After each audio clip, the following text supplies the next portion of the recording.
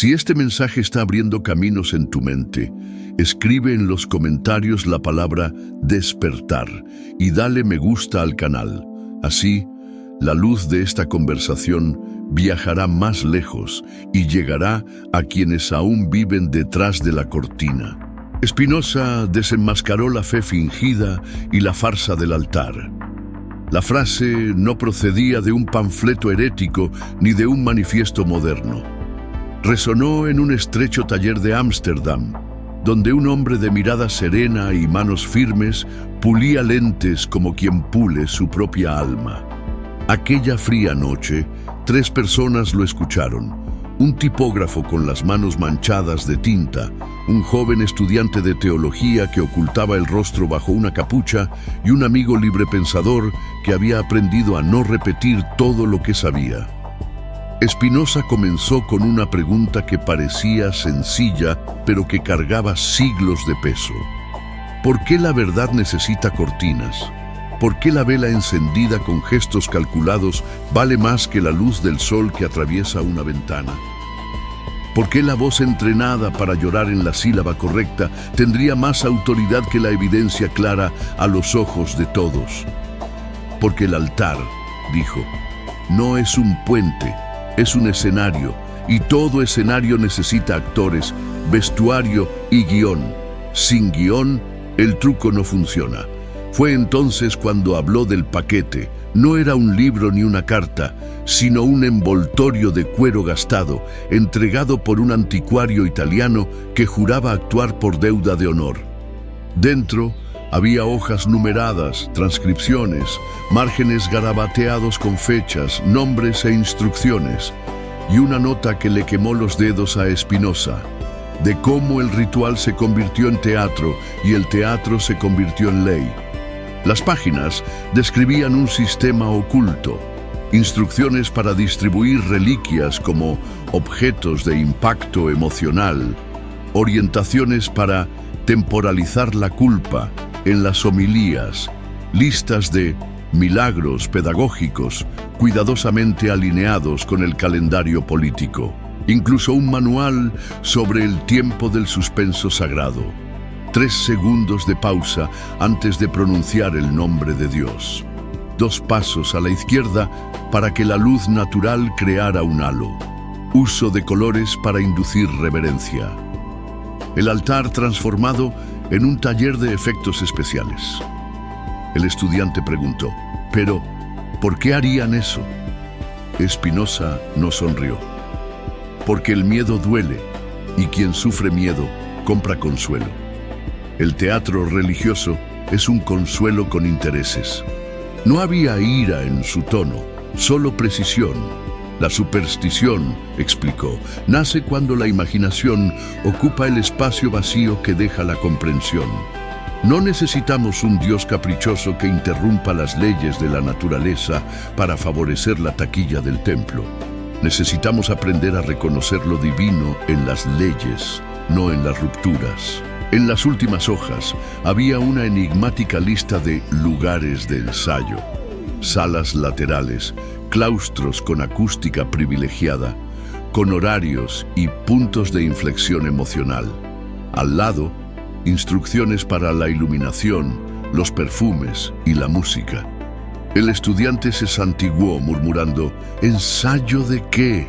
Ensayan la presencia de Dios, respondió Spinoza. Fue entonces cuando alguien llamó a la puerta. Un mensajero, con la capa empapada, entregó una nota sellada. Saben lo del paquete. Apaguen las velas. Hablen en voz baja. No usen nombres. El siguiente paso está en los márgenes en rojo. Que la razón los guarde. Buscando la anotación indicada, Spinoza encontró la frase: aplicar técnica de catarsis antes de la recolección. El aire de la sala cambió de densidad. Ya no había mera curiosidad académica, había peligro real. Aún así, Spinoza continuó. Dios no es un actor, Dios es toda la escena. El altar, cuando se usa como escenario, no es sagrado, es un truco de marionetas. Y lo que hoy llaman milagro, a menudo, es solo un guión bien ejecutado. El tipógrafo y el estudiante intercambiaron miradas.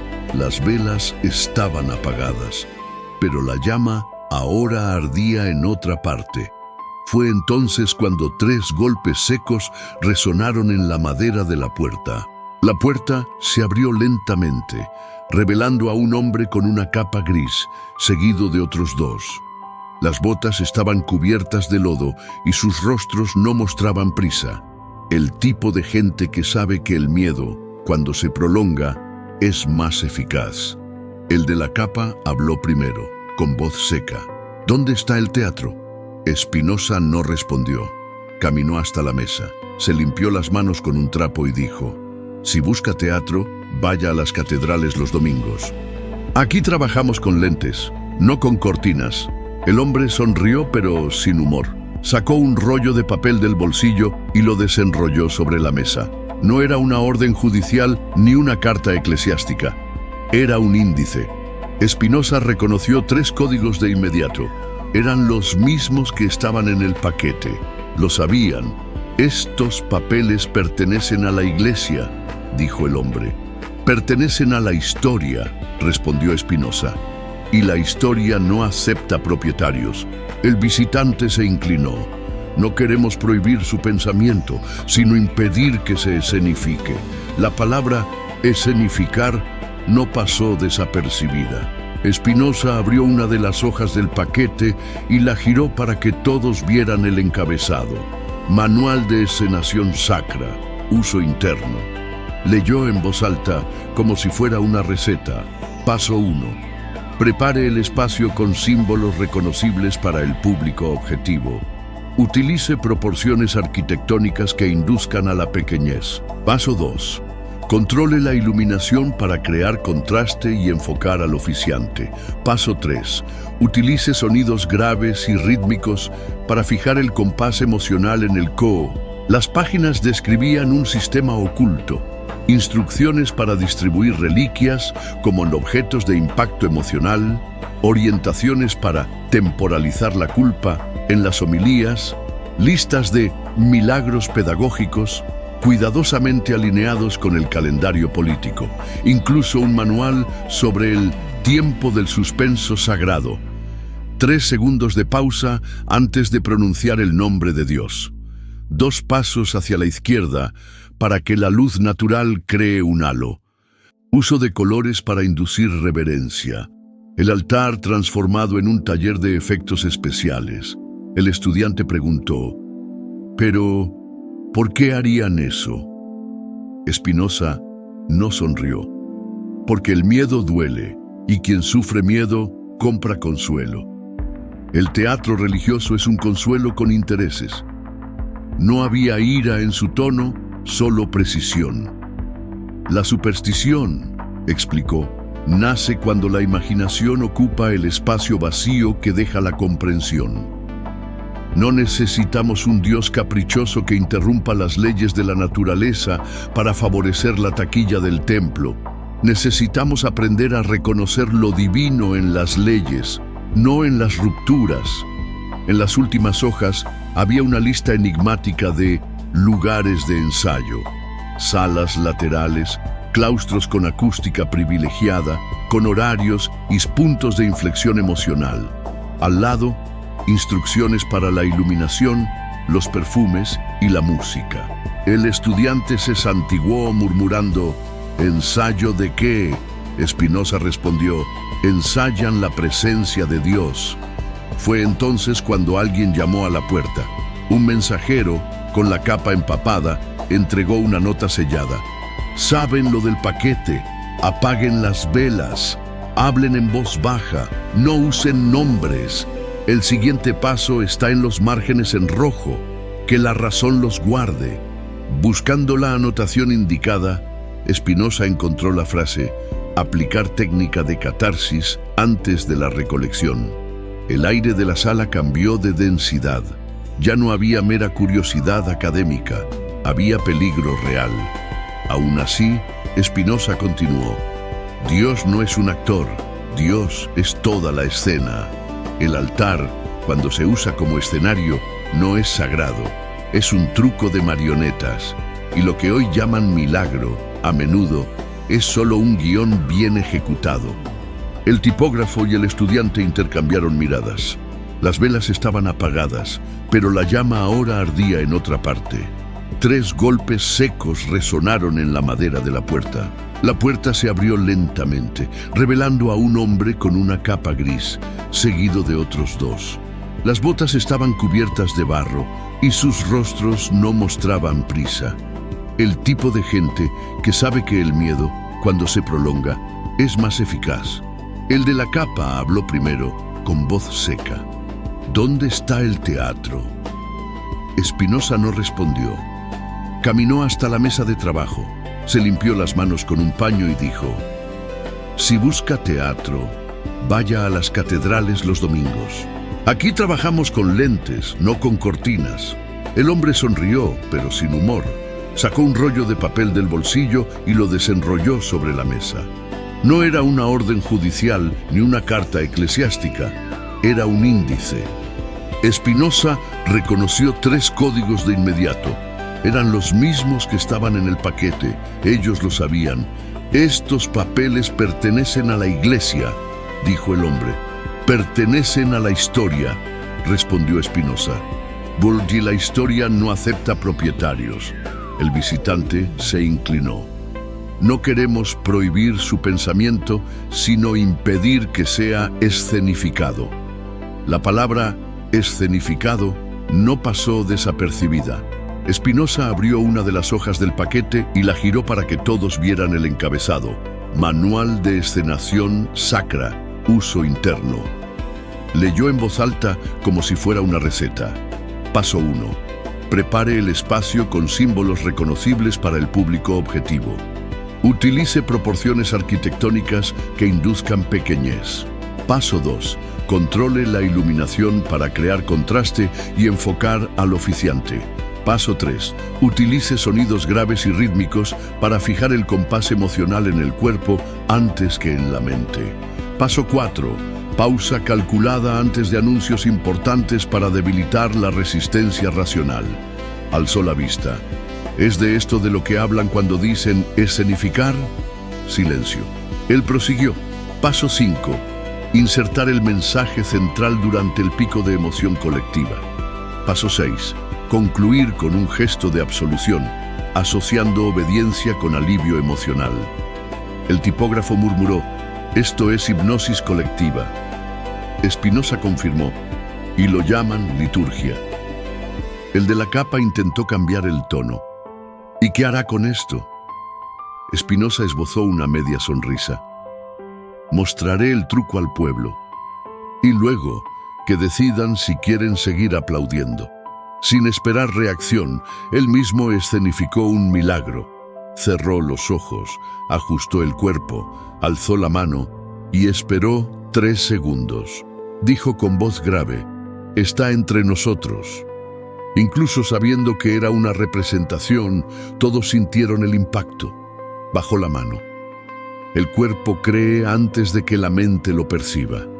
Y cuando lo percibe, ya es tarde. El visitante disimuló el desconcierto.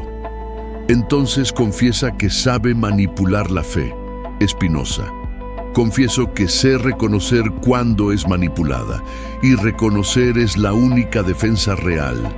El hombre de la capa retrocedió. Volveremos. Y se marcharon dejando entrar el viento frío. Pero Espinosa sabía que aquello era solo el comienzo. En el fondo del paquete, escondida bajo hojas comunes, había una escritura en tinta azul que revelaba una red que iba mucho más allá de cualquier altar. La tinta azul parecía haber sido aplicada con urgencia. Las letras eran más estrechas, la mano menos firme. Espinosa acercó la lente y comenzó a descifrar. Lo que vio no eran simples anotaciones, era un mapa de influencia. Fechas, lugares, nombres de prelados, rabinos, imanes, monjes, todos unidos por símbolos discretos. Una cruz estilizada, un ojo abierto, 3 líneas curvas. En el pie de página, en latín, se leía Ordo Scaenicus Sacri, orden escénica de lo sagrado. El estudiante preguntó, ¿una cofradía? Spinoza respondió, no, una corporación, y no pertenece a una sola fe. Intercambian técnicas como los mercaderes intercambian mercancías. Al pasar las hojas, percibió algo aún más perturbador: registros de ensayos transversales, encuentros secretos donde líderes de diferentes religiones compartían métodos para manipular la percepción, diagramas de templos con cálculos acústicos idénticos, sin importar si el culto era cristiano, islámico o budista.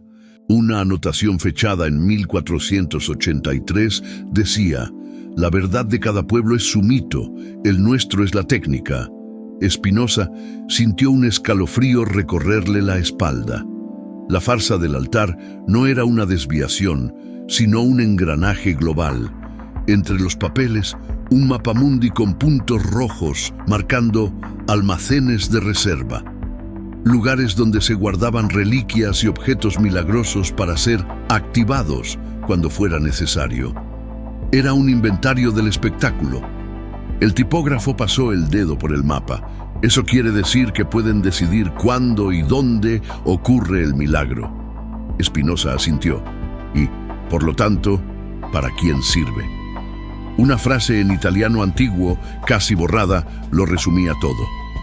La verità è nel copione, non nel cuore. La verdad está en el guión, no en el corazón. Pero una pista llamaba la atención: la repetición de un nombre en varios márgenes. Codex Thespianus. Supuestamente perdido, este códice contendría la base original de la escenificación pública como herramienta de poder, escrita en tiempos del Imperio Romano. El estudiante preguntó, ¿cree que eso todavía existe? Spinoza miró hacia afuera, la lluvia resbalando por la ventana. Si existe, quizá ya esté más cerca de lo que imaginamos. Y en ese instante, en el umbral de la puerta, una sombra permanecía inmóvil, escuchando todo. La sombra que espiaba desapareció en la calle antes de que alguien la notara. A la mañana siguiente, un sobre fue deslizado por debajo de la puerta. Dentro, solo una frase en latín: Panem et circenses, sacrum et imperium, pan y circo, sagrado e imperio. Era la contraseña que, según el propio paquete, identificaba la apertura del legendario Codex Thespianus.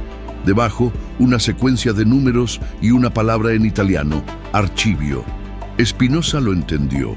O era una invitación, o una trampa. El códice era citado en crónicas bizantinas como un manual de manipulación del imaginario popular, redactado en tiempos de Domiciano, cuando Roma comprendió que las espadas mantienen cuerpos, pero solo los símbolos mantienen almas. En el texto, el templo y el circo eran descritos como variaciones del mismo escenario. Relatos decían que parte de su contenido había sobrevivido en la liturgia cristiana, islámica e incluso oriental. El altar, según el códice, no era más que una herencia del teatro imperial, adaptado, pero no reinventado. Decidido, Spinoza partió hacia Amberes, atravesó calles y mercados hasta llegar a una pequeña librería italiana. Al pronunciar Codex Thespianus, el librero cerró puertas y cortinas, apagando la vela del escaparate. Sacó de una caja fuerte un volumen delgado, de cuero oscuro, sin título. Dentro, diagramas de templos, indicaciones de luz, protocolos para la entrada del oficiante, técnicas vocales para alternar intimidad y autoridad. Un pasaje decía: el templo es la arena del alma, la fe es el espectáculo, la obediencia, la entrada. Había también una tabla de reacciones. Las clases pobres urbanas respondían mejor a procesiones y reliquias, los campesinos a rituales estacionales, los letrados a debates simulados. Era un control social milimétrico, trasplantable a cualquier cultura. El librero cerró el códice. ¿Y ahora qué hará? Espinosa respondió: «Mostraré que la cortina existe». El italiano advirtió: «Cuando el telón caiga, los actores lucharán por la obra». De regreso al puerto, percibió que no era seguido solo por hombres de la iglesia. También había ojos del gobierno. Espinosa comprendió: la farsa del altar sostenía el trono. Atacar uno era desafiar al otro. En la pensión donde se hospedaba, Espinosa pasó la noche en vela, con el Codex Thespianus abierto frente a él. En cada página leída, veía con claridad cómo cada gesto religioso que había presenciado en su vida había sido moldeado por cálculos. La altura del altar, la cadencia de los cánticos, el momento preciso de la pausa para provocar lágrimas. Nada era improvisado. Si existía un manual para encadenar conciencias, él podría escribir lo opuesto, un contramanual. No para destruir la fe, sino para vacunarla contra el abuso. Tomó papel y pluma y comenzó.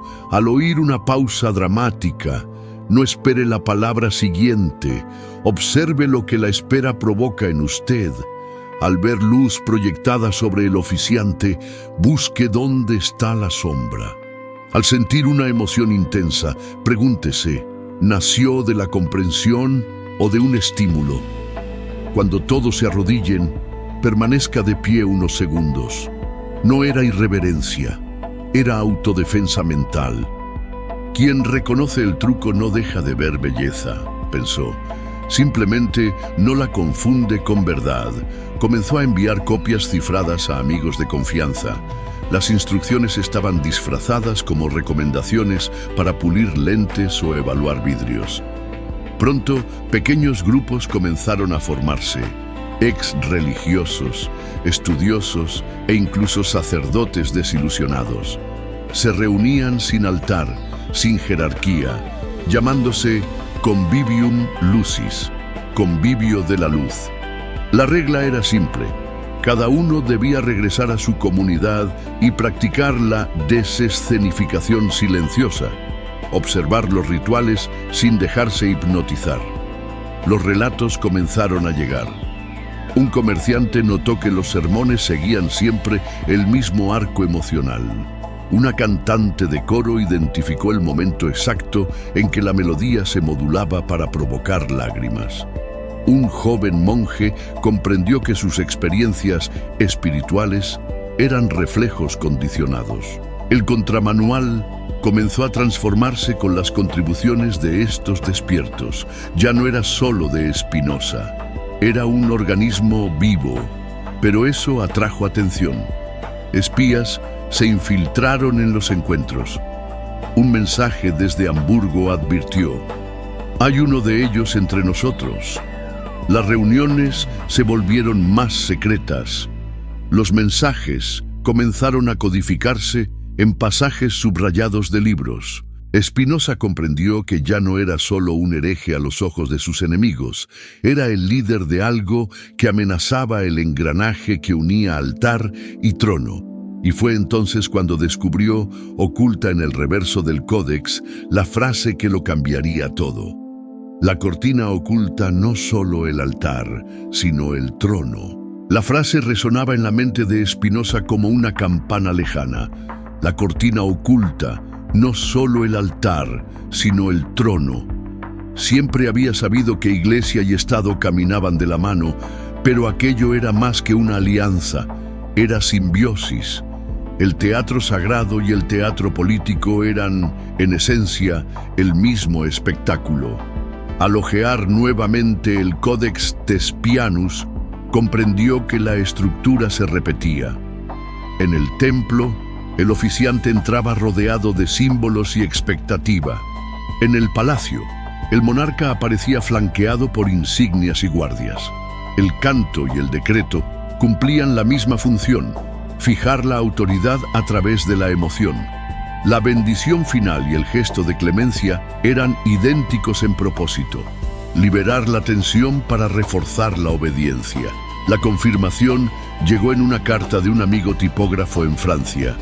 Le enviaba la descripción de una coronación reciente, el toque de las campanas, la pausa antes de la corona, el canto repetitivo. Línea por línea, era el manual del altar aplicado al trono. Spinoza comprendió: exponer la farsa del altar era amenazar la propia legitimidad del poder político.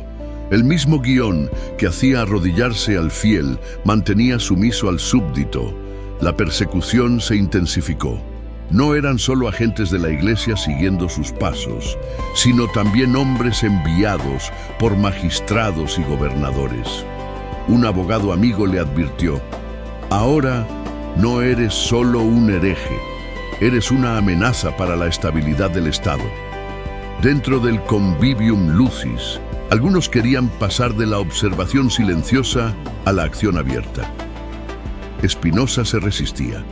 Si arrancamos la cortina de golpe, muchos buscarán otra sombra. Hay que enseñar a ver antes de mostrar. Aún así, en una reunión en Rotterdam, hizo algo audaz. Presentó lado a lado dos textos, un ritual religioso y una ceremonia política, con solo los nombres intercambiados. Cuando los leyó, quedó claro: eran intercambiables. Si entienden el truco aquí, dijo, señalando el texto litúrgico, lo entenderán aquí. Y tocó el decreto real. El silencio que siguió fue denso. Algunos estaban extasiados, otros atemorizados. Spinoza sabía que había cruzado un punto sin retorno. La cortina ya no podía cerrarse. Y ahora, siglos después de aquel taller en Ámsterdam, estás aquí. No en una sala iluminada por velas, sino frente a tu propio espejo interior. Piensa, ¿cuántas veces has sentido un escalofrío en el momento exacto en que la música subía? ¿Cuántas veces la pausa antes de una palabra sagrada hizo que tu pecho se encogiera?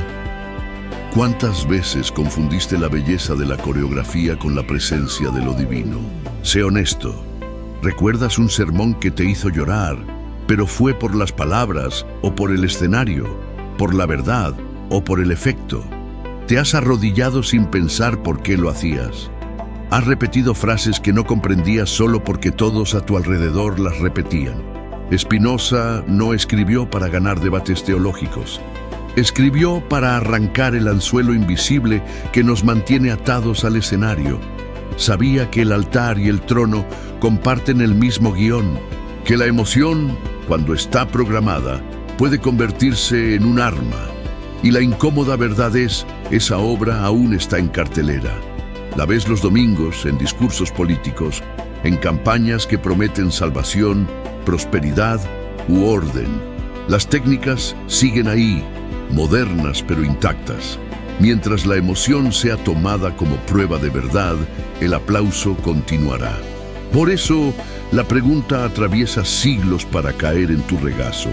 Cuando se abra el telón, ¿seguirás en el papel que escribieron para ti o saldrás del escenario? El contramanual no es un libro guardado bajo llave en un cofre. Es un acto de percepción. Está ocurriendo ahora mientras escuchas. ¿Notaste la pausa? ¿Notaste el tono? ¿Notaste cómo, incluso aquí, podría estar siguiendo el mismo guión que denuncio? Esa es la clave. Reconocer. Tal vez sigas asistiendo a templos. Tal vez aún te emociones con los rituales. No hay problema. Spinoza no quería acabar con la belleza, sino liberar la conciencia. Quería que, incluso ante la escena más perfecta, pudieras mirar más allá y preguntar: ¿qué de esto es verdad y qué es efecto? Si lo haces, aunque sea una sola vez, estarás fuera del alcance de cualquier ordo scaenicus sacri o trono enmascarado. Porque en el instante en que ves el guión, este pierde el poder sobre ti. Y tal vez, dentro de algunos años, alguien cuente tu historia. No la de un filósofo del siglo XVII, sino la de alguien que, en un día cualquiera, oyó hablar de un paquete, de un códice, de una farsa, y decidió que no sería más parte del público. La obra continuará, pero tal vez, a partir de ahora, estés en el único lugar donde el teatro no alcanza. fuera de él. Está abriendo caminos en tu mente. Escribe en los comentarios la palabra despertar y dale me gusta al canal.